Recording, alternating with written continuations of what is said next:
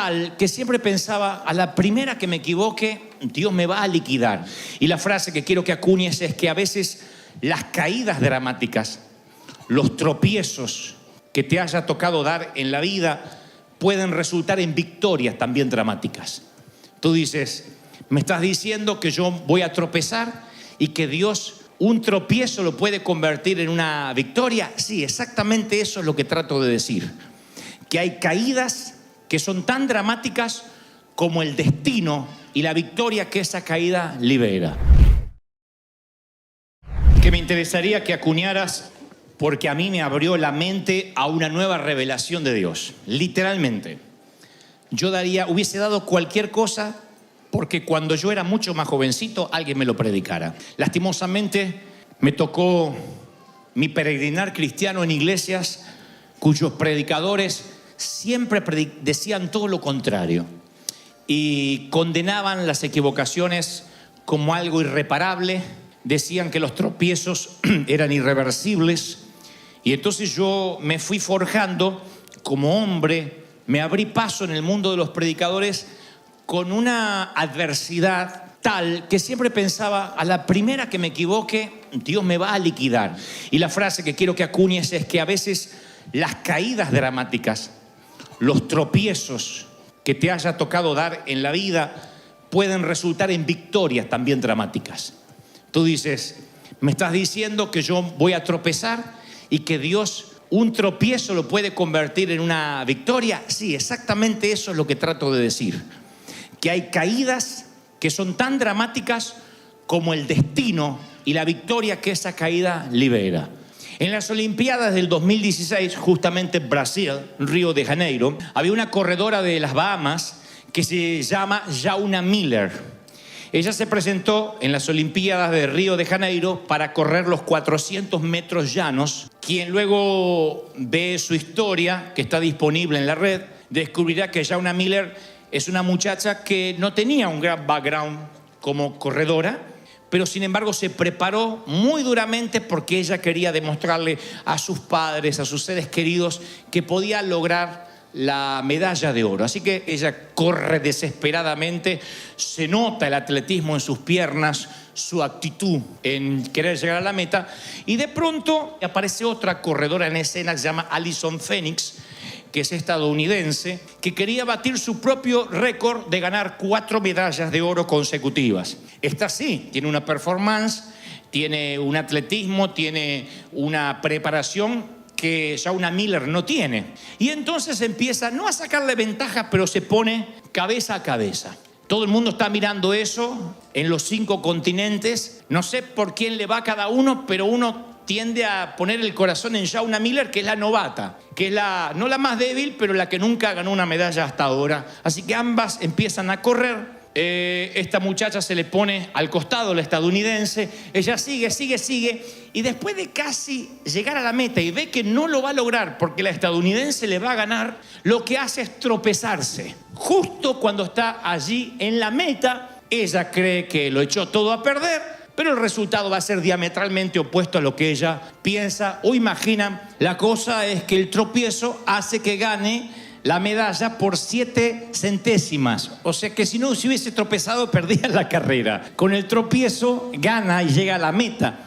Y cuando ella descubre, porque dicen por los parlantes que ganó por 7 centésimas, ahí es cuando mucha gente en el ámbito del deporte acuña la frase que las caídas dramáticas a veces ocasionan justamente victorias dramáticas. No es el método más ortodoxo, ella no ganó el oro de la manera más tradicional, pero su caída hacia adelante, aunque sea 7 centésimas, hizo que en lugar de colocarse en su cuello la medalla de plata, se colocara la medalla de oro, y esto dio la vuelta al mundo. Y por eso, cuando ayer le preguntaba al Señor qué quería que te dijera hoy, el Señor me hablaba sobre caer hacia adelante. Así se titula este mensaje, caer hacia adelante, que es cuando uno tropieza, no entiende el propósito del tropiezo, pero esa caída, ese yerro, esa frustración en realidad está liberando un destino. Tú estás diciendo, no me digas que una caída me va a ser de bendición. Y yo digo que sí, lo he experimentado y lo sigo experimentando a diario en mi vida. Hace muchos años atrás yo pensé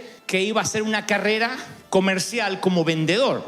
Era muy buen vendedor, y pronto fui el gerente de venta más joven de la compañía. Y yo, si me preguntabas en ese momento, ¿qué ves en tu futuro? Yo decía, voy a ser el CEO de la compañía. Si a los 21 soy gerente en un mall y tengo 5 empleados a mi cargo, cuando tenga 30 voy a hacer una gran carrera y capaz que ahí dedico mi vida a servir al Señor. Pero Dios tenía planificado un tropiezo en mi carrera, porque cuando uno se tropieza y cuando cae, uno cree que sale del camino, pero en realidad Dios nos saca del camino propio para meternos en su propio camino. No lo vemos así. Recuerdo que una mañana, de buenas a primeras, me veo envuelto en una acusación injusta. Vendíamos instrumentos musicales y me acusaron de hacer un desfalco a la compañía por muchos miles de dólares. El dueño de la compañía me dijo que me llevaba preso o que podía renunciar sin derecho a pago. Obviamente yo renuncié, ni lo pensé. Con 21 años en la cárcel no iba a ser como Bambi en la selva, yo no iba a sobrevivir. Así que dije, no, yo quiero renunciar. Y me sentí tan avergonzado, porque todos los compañeros decían, ¿cómo robaste? No, es que yo no robé. Pero ¿cómo? Algunos hasta decían, pero ¿y tú eras cristiano? Así que avergonzado, yo me acuerdo que se me puso la cara roja, azul, de todos colores, y me fui de la compañía. Y yo quería irme del país, yo quería irme del continente. Agradezco que Dios no permitió que existieran las redes sociales en ese entonces hasta que yo no pasara ese tropiezo. Estaba ahí Bill Gates queriendo inventar algo y dijo, no, que mi hijo todavía tiene que tropezar. Sí, no me hubiesen liquidado. Y yo sentía literalmente que no me iba a levantar más. Recuerdo esos meses, que fue casi un año y tanto, pensando que yo no me iba a reponer jamás. Si tuviéramos una máquina del tiempo y vamos a entrevistarme a mí cuando yo tengo 21 años, en este mismo instante que me acaban de despedir, o 1 o 2 meses después, y me dice, ¿qué piensas de esto? Yo te diré, en primer lugar, que estoy muy enojado con Dios. Dios pudo haberlo evitado, Dios pudo habérmelo dicho, Dios pudo haberme alertado. En segundo lugar, pienso que jamás Dios me va a usar. Dios no usa a ladrones, no cuando ya conoces el evangelio y te acusan de algo así.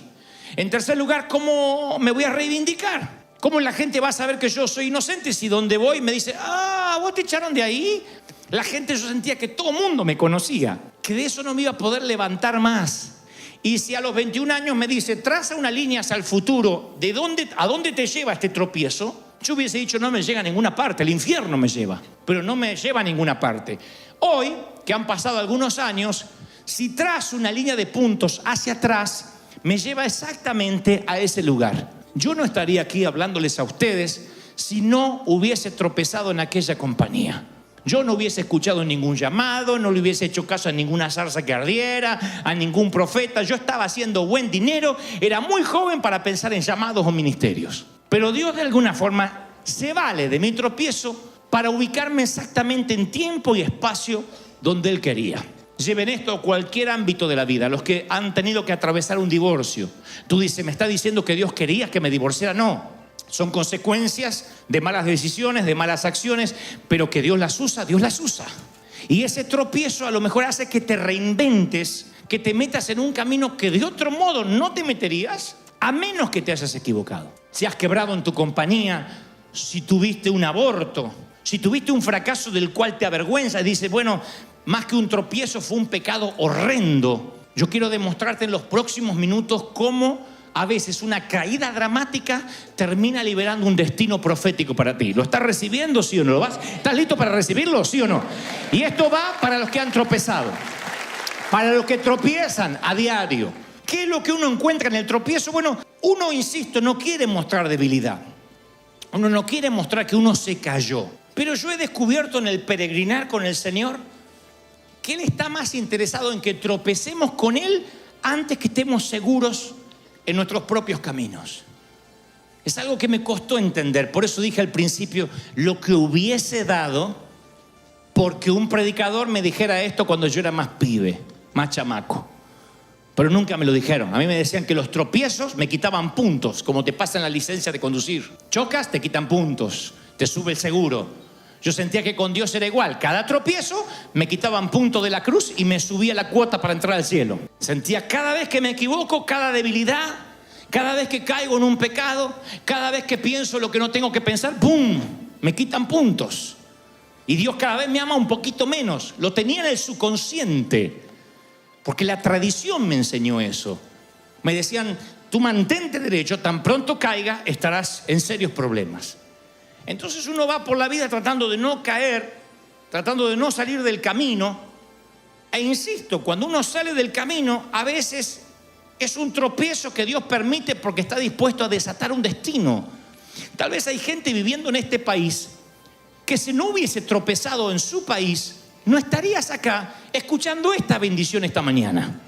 Ese camino alterno, tú dices, bueno, fue el plan B porque el plan A me salió mal. Y Dios dice, no, yo sabía que el plan A te iba a salir mal porque no estaba en tu A, yo estaba en tu plan B, esperándote en el camino del costado para abrir sendas donde no hay, caminos donde no había. Y a mí me costó muchos años de terapia espiritual entender esto. Porque uno dice, tropiezo y ya está, me cierro. Y de pronto entendí que la iglesia está llena de corazones que han sido rotos, pero que deciden darse una nueva oportunidad para amar. Alguien que enviudó vuelve a creer en el amor. Alguien que perdió un hijo y dijo, nunca más voy a parir hijos. Una vez una dama me dijo, perdí un bebé y ese es debut y despedida. Yo no voy a volver a sufrir. Tuvo 3 hijos más después, pero queridos, buscados, porque tenía tanto amor para dar que no permitió ni siquiera que la muerte, ni el tropiezo de la muerte determinara su futuro. Hay gente que ha tocado fondo y acá me están escuchando, no tienes que levantar la mano, pero yo sé que hay muchos que han tocado fondo y puedes hasta recordar la temporada en que tocaste fondo. Meses, años en que estabas tocando fondo en los sentimientos, en el alma, en que veías como tu matrimonio se destruía, en que veías como tus hijos se perdían, otros veían que la enfermedad deterioraba tu salud a diario y cada vez que te veías al espejo te veías más viejo, más acabada, más terminado, lo que sea. Y tú dices, wow, recuerdo esa etapa y pensé que de esa no salía. Y sin embargo estás acá. Y tú dices, pero ¿cómo fue que salí? Es que hay una fortaleza interior que Dios solo desarrolla cuando tropiezas. Hay una fuerza que no sabías que estaba dentro tuyo que te ayuda a continuar. Porque no puedes parar. Hay momentos que no te puedes detener en la vida. Pase lo que te pase, un tropiezo no puede detener tu futuro. Es como la mamá que está pariendo y ahí en la sala de parto de pronto dice, no, mucho dolor, déjelo, mucha fatiga, déjelo adentro, unos meses más. No, cuando hay que dar a luz, hay que dar a luz. Y la vida es muy similar a los dolores de parto. Hay dolores que dicen, no, me va a matar. Viene el respiro y viene el dolor otra vez. Pero eso lo que termina significando en un destino, en algo que no hubiese ocurrido si no hubieses pasado por ese valle de dolor. Entonces a veces el tropiezo, insisto con esto, haya una fuerza diferente que no sabías que estaba. Te envuelve, te lanza más allá de lo que la lógica o el dolor puede entender. Es una fuerza que yo la he visto en viudos, en padres que perdieron hijos, que eso no tiene nombre. Lo he visto en enfermos de cáncer. A veces he ido a visitar gente que está en el lecho literalmente desahuciado, en el lecho de muerte, y tienen una fuerza sobrenatural que yo salgo bendecido y con fe. Ir al que iba a visitar. Y sin embargo hay una fuerza que me dice, yo no sé de dónde, pero siento que Dios me va a sacar de esto. Es la fuerza que aparece tal cual la describe Isaías 40:30. Los que confían en el Señor encontrarán nueva fuerza, volarán como alas de águila, correrán y no se cansarán, caminarán y no se fatigarán. ¡Aleluya! ¡Wow! Ese es el secreto de la juventud. ¿Qué tomas? Isaías 40:30. Isaías 40:30 te revitaliza, te da nueva energía, nuevas fuerzas. Ahora, la fortaleza no es la única parte del plan de Dios que viene como resultado del proceso. Es la confianza que adquieres. Es como un seguro que Dios tiene, que está en las Escrituras.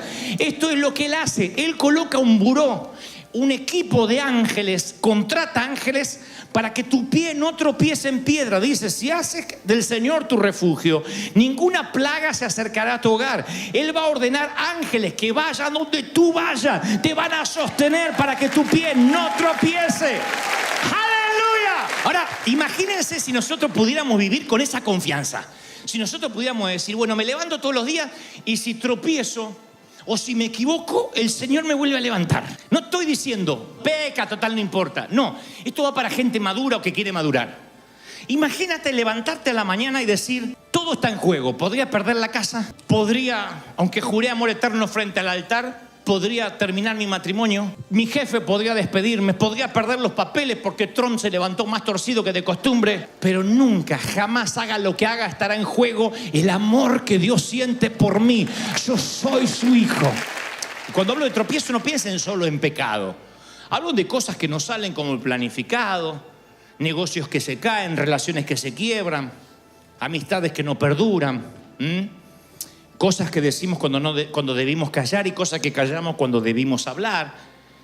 Esos son los tropiezos de la vida y pasan. Y creer que porque tenemos al Señor no vendrán las tormentas, lo he dicho tantas veces, es una falacia. Las tormentas van a venir, nadie se escapa del proceso.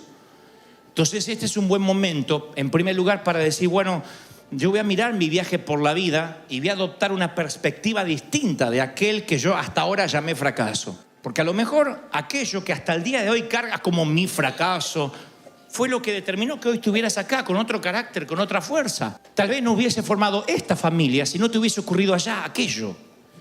Tal vez no estarías en esta iglesia si no te hubiesen fallado allá. Y Dios se vale de esos equívocos para redireccionarte. Lo que pasa es que a nadie le gusta estar en el vientre de un pez. Todos preferimos tener un GPS que dice Nínive, doble hacia la... Pero la mayoría, aún sabiendo que nuestro destino es Nínive, nos vamos para Tarsis. Entonces Dios manda un pez. Y el pez te traga y estás dentro del vientre del pez, entre las algas marinas, diciendo, ¿y por qué me pasa esto? Tropecé. No estás tropezando. Es la única forma que tiene Dios de llevarte a destino. Lo único que tienes que orar es que el pez te saque por donde entraste y no te defeque, que te vomite. Pero cuando el pez te deja donde tenías que estar, dice, entonces sirvió el pez. ¡Claro! Mi pez venía disfrazado de despido. El tuyo a lo mejor venía disfrazado de traición, desdén, de enfermedad, de hospital. No sé, pero estoy convencido que esos tropiezos, cuando aún te quedas tapándote la cara con la vergüenza de no haber llegado, siempre terminan en una victoria dramática, siempre desatan un destino. Veo a David pasando, al rey David pasando por ese proceso. El tropiezo más grave de David ocurre cronológicamente en el Salmo 50. Cuando termina el Salmo 50 es que presuntamente él peca deliberadamente. Y el Salmo 51 ya habla del arrepentimiento. Del Salmo 51 en adelante escribe las mayores trovas, las mayores poesías, las mejores prosas que jamás un poeta haya esgrimido, jamás, están luego que David tropezó. Yo lo hubiese descartado, yo no le hubiese publicado un mísero libro a ese pecador. Dios no solo le publica un libro, sino que decide ponerlo en el canon bíblico para que hoy lo tengamos a través de los miles de años, lo que un hombre que tropezó sigue escribiendo inspirado por el Espíritu Santo. ¡Aleluya! Y claro, hay tropiezos, decía yo hoy, que están por encima del rango de lo que yo estoy contando. Entonces, déjenme que sea bien sórdido y les cuente esta historia real. Jessica tenía 9 años cuando tropezó con un dolor de esos inimaginables. El hombre al cual escogió su madre como nuevo esposo, llamado Jim, ella nunca se imaginó que sería quien violara su inocencia, su intimidad y la abusara repetidamente a los pocos meses de haber entrado al hogar de su madre. Esta niña vivió ese infierno por 3 años. Calladamente se aguantó el abuso como la mayoría lo hace, rogando cada noche que esa fuera una noche de tregua, que él no entrara. Un día en la escuela llega un grupo, una fundación que hace una obra de marionetas y con las marionetas se las arreglan para hacerle entender a los niños que si están viviendo algún abuso deben denunciarlo a un mayor. Y ella se encuentra, la niña con 9 años, con una fortaleza que no tuvo en los últimos 3 y toma valor. Llega a la casa y está dispuesta a hablar. Y entonces no sabe cómo empezar la plática. Le dice a la mamá que vinieron unas marionetas y que las marionetas hablaban de abuso. La madre, sin sospechar lo que ocurría bajo su propio techo, con cierto desdén, mientras que cocina, le dice a la hija: pero supongo que tú nunca viviste algo así. Y la hija hace un silencio, la madre deja de cocinar, la mira a los ojos y ella solo logra decir, con una agonía que salía de lo profundo de su alma, solo 3 letras: Jean. En menos de minutos, Jean estaba con las maletas fuera, obviamente. Pero los detalles, la rabia, la sordidez de lo ocurrido, el quebranto, se quedarían enjaulados en el corazón de la niña por muchos años más. La niña se prometió, se juró a sí misma que jamás se acercaría a ningún hombre.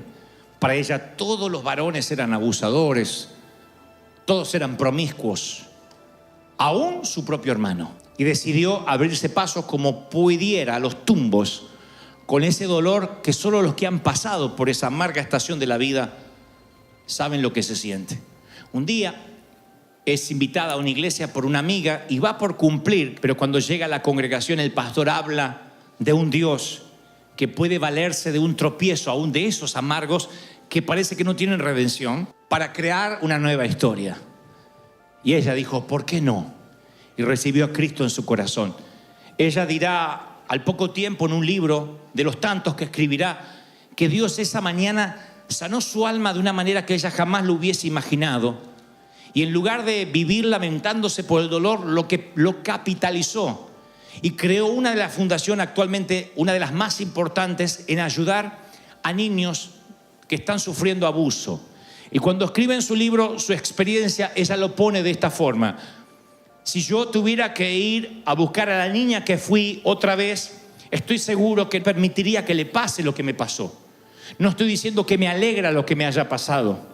Lo que estoy diciendo que tenemos un Dios que del pozo más oscuro, de la cisterna donde te hayan vendido, te puede llevar al lugar más alto y te puede hacer canal de bendición para el resto.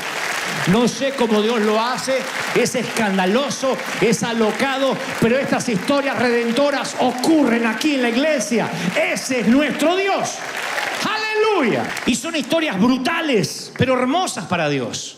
De alguna forma están llenas de dolor, pero están cubiertas de la mayor gracia que jamás ni tú ni yo vamos a comprender. Hay gracia. Y yo digo, la iglesia de Cristo debería celebrar estas historias, no alegrarse de lo que pasó, pero celebrar a la gente rota que Dios decide usar, en vez de condenarla.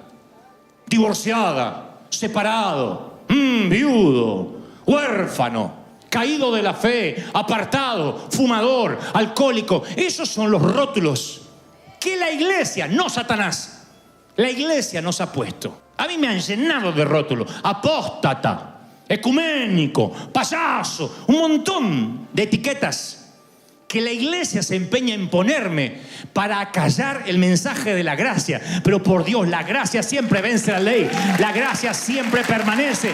Nadie puede ir en contra de la cruz. ¡Aleluya! Lo están recibiendo. Y yo quiero que esta sea una iglesia que se alegre por las personas imperfectas, no las más populares. Que veamos esta suerte de teología del tropiezo como una bendición de Dios. Insisto, no estoy diciendo peca y a Dios no le importará, porque al cabo no solo hablo de pecado, hablo de cualquier cosa que te haya pasado en la vida, cualquier infortunio que te haya tocado vivir. Dios se las arregla para reinventarte otra vez. Yo doy crédito de eso. Y algunos tal vez estén tratando de enterrar su tropiezo. No, eso no pasó. No quiero que me lo vuelvan a repetir. Por Dios, si Rebeca pudo capitalizar lo que le pasó ayudando a otras, tal vez no te tengas que olvidar del tropiezo.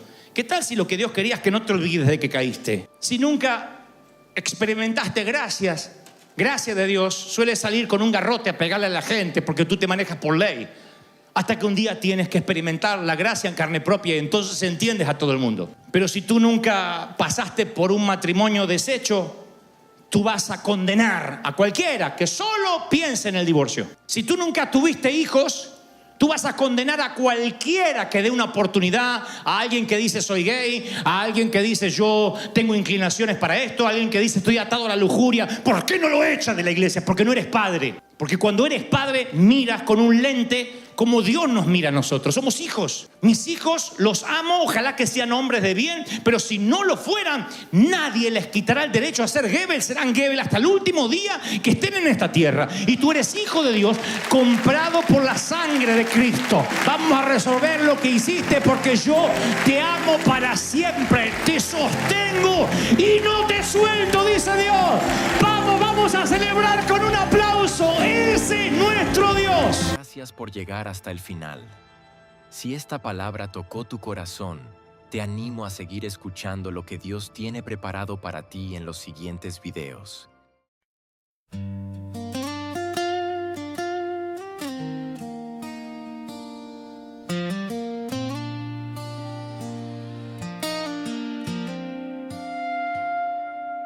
Everything I used to live for faded slowly out of sight. Now my days just circle around you like I'm lost without a light. All the noise just turns to silence when your memory comes through. And the world I once was chasing now feels small and shaped like you. My whole world is only you. Every thought keeps breaking through. You're so close inside my mind, but so far in real life. I can feel you everywhere, in the things we never shared. All this love I'm going through never reaches you.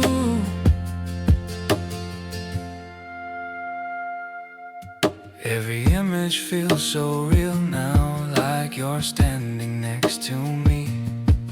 But the truth is in the silence, you were never meant to see. My whole world is only you. Every thought keeps breaking through. You're so close inside my mind, but so far in real life. I can feel you everywhere, in the things we never shared. All this love I'm going through never reaches you. If you felt it for a moment, would it change the way you stay? Or would I still be the shadow that just fades away?